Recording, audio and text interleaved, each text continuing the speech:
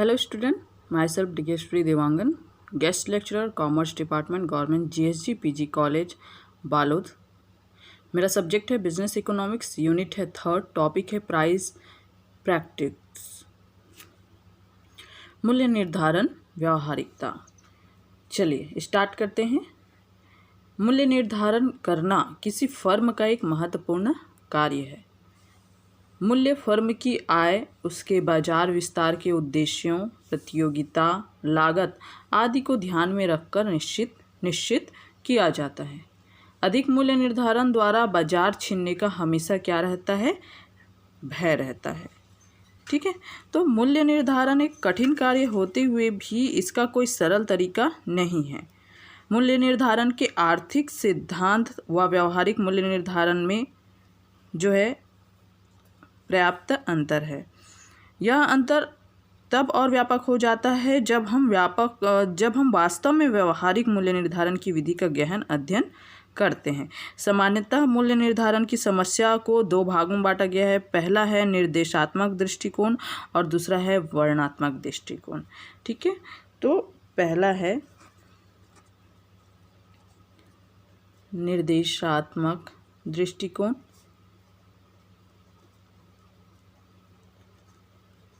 और दूसरा है वर्णनात्मक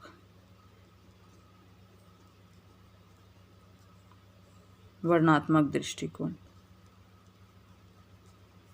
तो इस तरीके से जो है मूल्य निर्धारण की जब हम गहन विधि करते हैं तो मूल्य निर्धारण की समस्या को दो भागों में बांटा गया है। पहला निर्देशात्मक है ना, और दूसरा है वर्णनात्मक। तो निर्देशात्मक दृष्टिकोण जिसके अंतर्गत मूल्य निर्धारण में आर्थिक सिद्धांतों व तकनीकों का प्रयोग किया जाता है, उचित मूल्य नीतियों का निर्धारण किया जाता है, तथा दूसरा जो वर्णनात्मक दृष्टिकोण है जिसके अंतर्गत इस बात का अध्ययन किया जाता है कि फर्म जो है वो मूल्य निर्धारण के वास्तव में जो है मूल्य निर्धारण के संबंध में वास्तव में क्या नीति अपनाती है। इस अध्याय में मूल्य निर्धारण के विभिन्न व्यवहारिक रूपों का अध्ययन, उनके आर्थिक औचित्य एवं उनका परीक्षण कर किया जाता है। तो इसमें कुछ लोगों का मानना है कि मूल्य निर्धारण व्यवसाय का मुख्य उद्देश्य जो है अधिकतम लाभ कमाना है ना, और अधिकतम लाभ कमाने की पूर्ति हेतु किया जाता है। लेकिन वास्तविकता तो यह है कि मूल्य निर्धारण का एकमात्र उद्देश्य लाभ को अधिकतम करना नहीं है, बल्कि मूल्य निर्धारण फर्म के कुछ व्यापक लक्ष्यों को ध्यान में रख कर जो है किया जाता है। अर्थात मूल्य निर्धारण संबंधी निर्णय लेते समय लाभ को अधिकतम करने के साथ विभिन्न उद्देश्यों को ध्यान में रखा जाता है। तो मूल्य निर्धारण जो है व्यवहारिकता है वो लाभ को अधिक करना नहीं होता है ना। इस तरीके से मूल्य का निर्धारण करना जिससे जो है उसका बाजार ना छीने, उस बिंदु पर मूल्य का निर्धारण करना जहाँ पे जो है वस्तु की मांग हो सके। ठीक है, तो अब उद्देश्य देखते हैं मूल्य निर्धारण व्यवहारिकता के उद्देश्य। तो किन उद्देश्यों के लिए जो है ना मूल्य निर्धारण किया जाता है। तो सबसे पहला है मूल्य स्थिरता।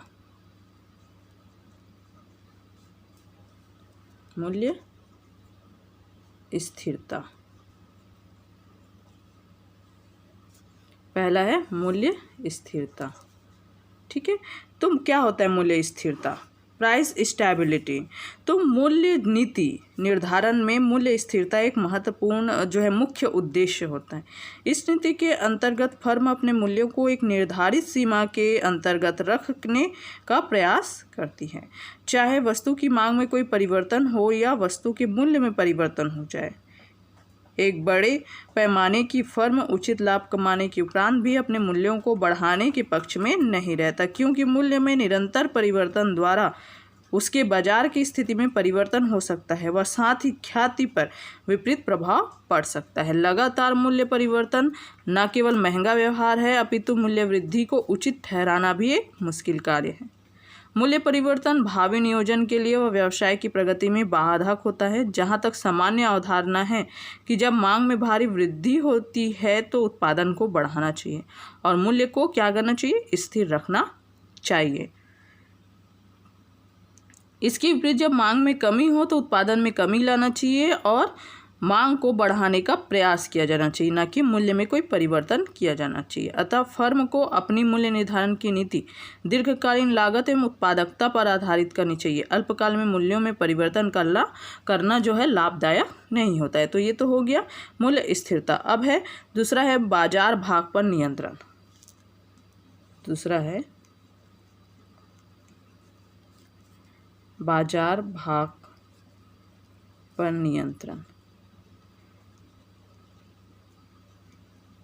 बाजार भाग पर नियंत्रण ये दूसरा उद्देश्य है। तो बाजार भाग पर नियंत्रण, तो मूल्य निर्धारण में नीति में बाजार में अपना भाग अधिग्रहण करना भी एक महत्वपूर्ण तत्व होता है। बाजार में एक फर्म जो है अपनी उत्पादन क्षमता के आधार पर अधिकतम भाग पर अधिकार करने को प्रयासरत रहती है। बाजार में अपने भाग के लक्ष्य को निर्धारित करके फर्म उस लक्ष्य की प्राप्ति हेतु स्थायी प्रगति के आधार पर क्या रहता है, बढ़ता रहता है, बजाय अस्थायी प्रकृति के लाभ को अधिकतम करना। बड़े उद्योगों का प्रबंध तंत्र व्यवसाय के आकार को बढ़ाने में ज़्यादा जो है रहता है बजाय लाभ की मात्रा में। मतलब वो व्यवसाय को बढ़ाना चाहता है, किसके बजाय, लाभ को बढ़ाने के बजाय किसको बढ़ाने में, व्यवसाय को बढ़ाने में लगे रहते हैं। कुछ प्रबंध तंत्र बाजार में अपने भाग को बढ़ाने में तत्कालीन लाभ को भी परित्याग कर देते हैं, है ना, कि हमको तो अपना व्यवसाय बढ़ाना है, तो जो तत्कालीन लाभ मिल रहा है उसको भी वो क्या कर देते हैं, छोड़ देते हैं।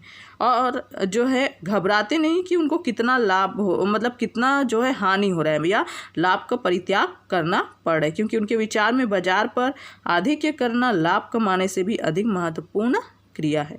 अतः यह देखा जाता है कि मूल्य निर्धारण के संबंध में फर्म बाजार में अपने भाग को बनाए रखने पर, उसे बढ़ाने पर अधिक महत्व देती है बजाय अस्थायी लाभ अर्जित करने पर।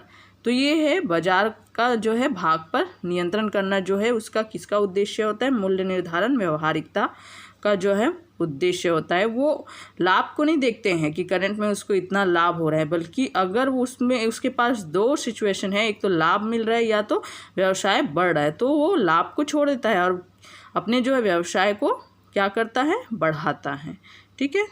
तीसरा है पूंजी पर एक निश्चित प्रत्यय। तीसरा, पूंजी पर एक निश्चित प्रत्यय। निश्चित प्रत्यय, ठीक है, पूंजी पर एक निश्चित प्रत्यय।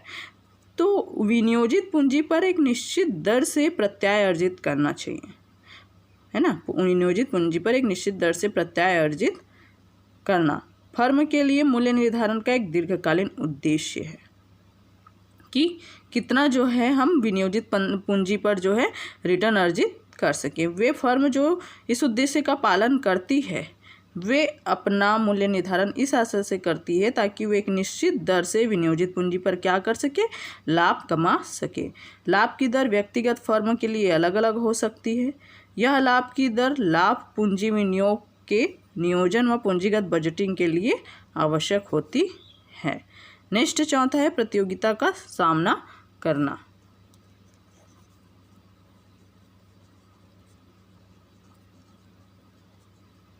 प्रतियोगिता का सामना करना।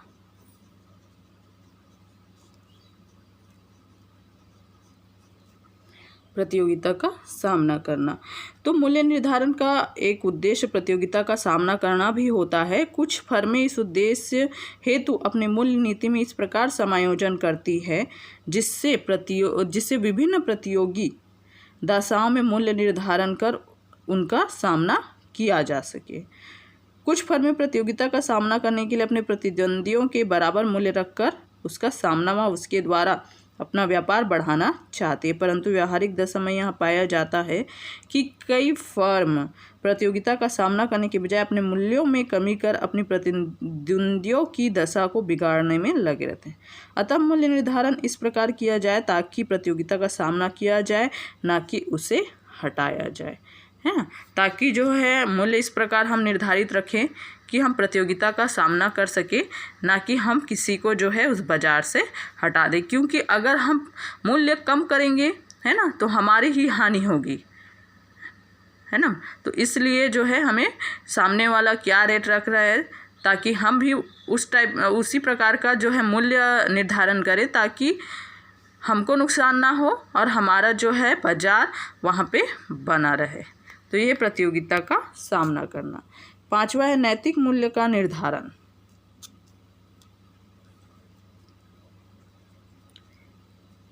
नैतिक मूल्य का निर्धारण।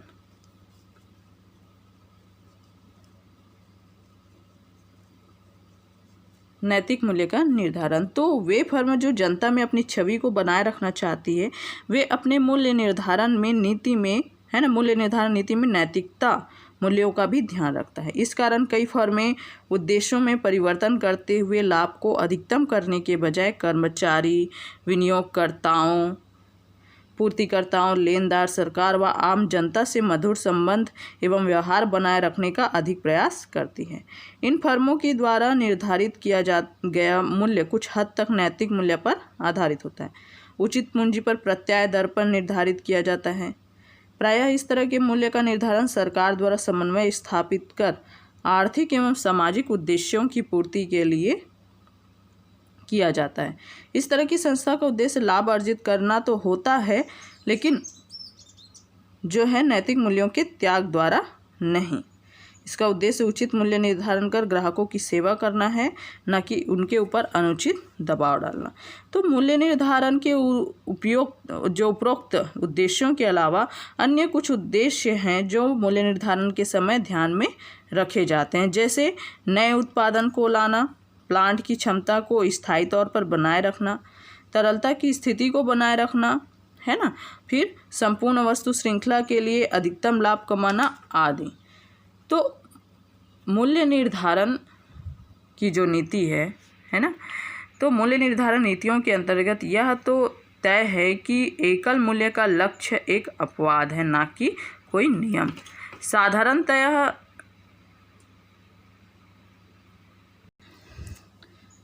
साधारणतः फर्म मूल्य निर्धारण उद्देश्य के साथ साथ अन्य उद्देश्यों की पूर्ति का भी ध्यान रखती है। अंतर केवल इतना है कि कुछ फर्में मूल्य निर्धारण करते समय जो है प्रतियोगिता से बचाव का ध्यान रखती है बजाय अपनी स्थिति को बनाए रखने के, तो कुछ फर्में एक उचित लाभ की दर बनाए रखने के लिए मूल्य निर्धारण को उद्देश्य मानती है। अब जो है इसके अलावा कुछ जो फर्म है वो मूल्य स्थिरता के साथ साथ विनियोग पर उचित प्रत्याय दर को जो है मूल्य निर्धारण के उद्देश्य में शामिल करता है। अंत में यहाँ हम निष्कर्ष निकाल सकते हैं कि फर्म की मूल्य निर्धारण नीतियाँ फर्म की नीतियों के समान होती हैं, जिसमें विभिन्न वैकल्पिक उद्देश्यों की पूर्ति के लिए प्राथमिकता एवं चयन का तत्व विद्यमान रहता है, बजाय ऐसी नीति के जो एक निश्चित उद्देश्य की पूर्ति करता हो। तो ये है आपका जो है मूल्य निर्धारण व्यवहारिकता का नीति, कि उसमें जो है कोई एक उद्देश्य को लेकर ना चलें कि नहीं हमें बाज़ार में जो है अपनी जो मूल्य निर्धारण में मूल्य स्थिर रख दिया जाए, है ना, मतलब मूल्य स्थिरता भी उसमें होनी चाहिए, बाजार भाव पर नियंत्रण भी होनी चाहिए, ठीक है। पूंजी पर एक निश्चित प्रत्याय जो है इनका उद्देश्य होता है कि एक विनियोजित पूंजी पर हमें एक निश्चित प्रत्याय की दर से जो है क्या मिले, प्राप्त हो, लाभ प्राप्त हो, प्रतियोगिता का सामना करें और नैतिक मूल्यों का निर्धारण करें। तो यह जो है उद्देश्य है।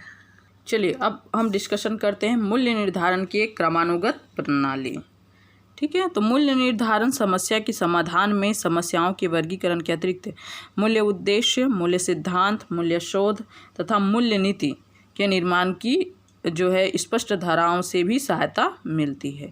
तो इसमें सबसे पहला मूल्य उद्देश्य। यद्यपि कीमत अपने आप में एक लक्ष्य नहीं है, फिर भी यह किसी उद्देश्य का साधन होता है, अतएव कंपनी के मूल्य संबंधी लक्ष्यों का विस्तृत निर्माण आवश्यक होता है, क्योंकि मूल्य निर्धारण के जो है आधारभूत तत्व ही कंपनी के प्रमुख लक्ष्य होते हैं।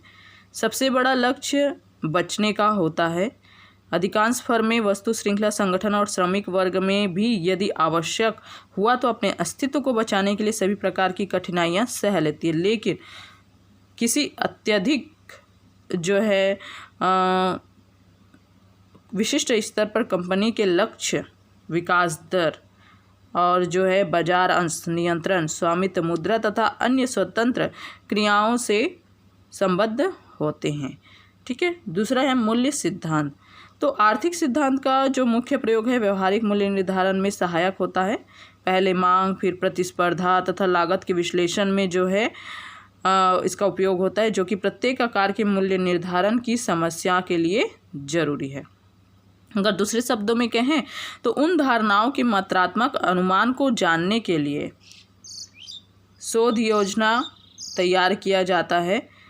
आर्थिक सिद्धांत विभिन्न प्रकार की मूल नीतियों की सामाजिक एवं आर्थिक वांछनीय जो है पर प्रकाश डालता है ना, और जो है निजी मूल्य निर्णयों में ध्यान रखा जाता है जिससे कि एक शक्तिशाली सार्वजनिक नीति तैयार हो सके। नेक्स्ट है मूल्य शोध। तो प्रतिस्पर्धा की संरचना फर्म के लागत, बर्ताव तथा मांग की विशेषताओं से संबंधित सूचनाएं देती है। आर्थिक तथा सांख्यिकी विश्लेषण की आधुनिक तकनीक निर्धारक तत्वों को ठीक अनुमान लगा सकती है। तो जैसे इसके कारण है, पहला, पेशेवर अर्थशास्त्रियों ने बहुत बाद में निजी मूल्य निर्धारण संबंधी कार्यकलापों की जो है समस्याओं पर जोर दिया है। वे पहली सारी आर्थिक प्रणाली की कीमतों के बर्ताव की माप तथा व्याख्या में लगे रहते हैं और सदैव अपना विचार सार्वजनिक दृष्टिकोण से ही देते हैं। फिर चूंकि मूल्य निर्धारण को प्रभावित करने वाले तत्व बहुत जटिल एवं परिवर्तनशील है, इसलिए एक शुद्ध वैज्ञानिक विश्लेषण बहुत जटिल हो जाता है। पुनः उनमें से कई ऐसे हैं जिनके ठीक माप एवं गणना नहीं हो पाती है। नेक्स्ट है मूल्य नीति। मूल्य निर्धारण के प्रति एक सुनियोजित पहुंच के लिए यह जरूरी है कि व्यक्तिगत मूल्य निर्धारण की परिस्थितियों पर लिए गए निर्णय का सामान्यीकरण किया जाए तथा इसे नीति में शामिल किया जाए, जिससे कि सभी प्रमुख मूल्य निर्धारण की समस्याओं को शामिल किया जा सके। उदाहरण के लिए ड्यूपॉन्ट अपने विभिन्न बाजारों को भिन्न संरचनाओं से मुकाबला करने के लिए अलग अलग मूल्य नीतियों को रखते हैं। नायलॉन तथा अन्य आविष्कार जिनका कि एक बड़ा मूल्य क्षेत्र जो है ड्यूपॉन्ट का रहा है, उनका मूल्य निर्धारण विशिष्ट एवं नवीन वस्तुओं के रूप में ही हुआ है, जबकि वे कई प्रतिद्वंदी वस्तुओं में से एक ही रही है। नीति निर्माण, जो कि अन्य विक्रय क्रियाओं के लिए सामान्य बात होती है, मूल्य निर्धारण में पाया जाता है। अधिकांश व्यवस्थित उत्पादकों के प्रतिष्ठान अपनी स्पष्ट विज्ञापन नीति, वस्तु नीति तथा ग्राहक नीति तथा वितरण मार्ग नीति रखते हैं। लेकिन मूल्य निर्धारण तत्कालिक निर्णयों का ही एक सम्मिश्रण है और मूल्य निर्धारण करते समय निम्नलिखित जो है बातों को ध्यान में रखना आवश्यक है। जैसे पहला, मूल्य सूची वस्तु श्रृंखला के लिए अधिकतम लाभ का लक्ष्य रखे, है ना। जो मूल्य सूची है तो जो वस्तु श्रृंखला के लिए अधिकतम लाभ का लक्ष्य रखे। दूसरा है मूल्य फर्म के दीर्घकालीन कल्याण, जैसे कि प्रतिस्पर्धा को हतोत्साहित करना को प्रोत्साहन देना चाहिए। मूल्य विभिन्न वस्तुओं के द्वारा पैदा की हुई प्रतिद्वंदी परिस्थितियों में अपने आप को समायोजित करें। मूल्य नीतियाँ विभिन्न उपभोक्ताओं द्वारा की आर्थिक, है ना, उपभोक्ता उद्योगों की आर्थिक परिस्थितियों में परिवर्तन के रूप लचीली हो और नई वस्तु के मूल्य निर्धारण का तरीका पूर्व निर्धारित तथा सुनियोजित हो और जो पुनर्स्थापित होने वाली वस्तु के प्रकार उत्पादन के संगठित श्रेणीकरण के द्वारा निर्धारित होना चाहिए। तो इस तरीके से जो है मूल्य निर्धारण में हमें सारी बातों को ध्यान में देना चाहिए। मूल्य निर्धारण का उद्देश्य केवल जो है लाभ कमाना ही नहीं होता है कि लाभ कमाने के उद्देश्य से जो है हम मूल्य निर्धारण करें। उसमें देखा जाता है कि जो है हमें बाज़ार को भी आगे बढ़ाना है ना, प्रतियोगिता का भी सामना करना है ताकि ऐसे मूल्य निर्धारण करें। नैतिक मूल्यों को भी ध्यान में रखा जाता है जिससे किसी उपभोक्ता को जो है किसी प्रकार का हानि उठाना ना पड़े। है ना। तो इन सब बातों को ध्यान में देकर जो है मूल्य निर्धारण किया जाता है। Thank you.